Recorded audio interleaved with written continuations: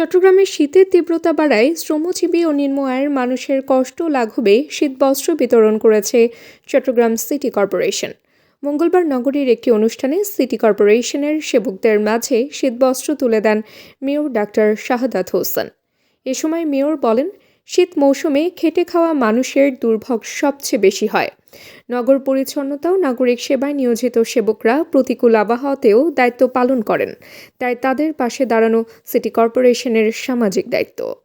শীত বস্ত্র পেয়ে সেবকরা সন্তোষ প্রকাশ করেন এবং জানান, এই সহায়তা শীতে কাজ করার কষ্ট কিছুটা কমাবে ও তাদের কর্ম উদ্দীপনা বাড়াবে। অনুষ্ঠানে সিটি কর্পোরেশনের কর্মকর্তা কর্মচারীরা উপস্থিত ছিলেন। শীত মৌসুমে পর্যায়ক্রমে আরও শীতবস্ত্র বিতরণ কার্যক্রম চলবে বলে জানানো হয়।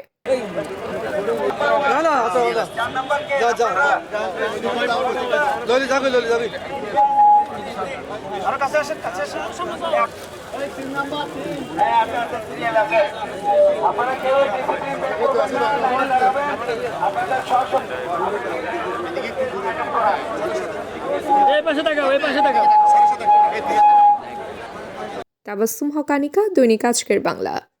দৈনিক আজকের বাংলা .net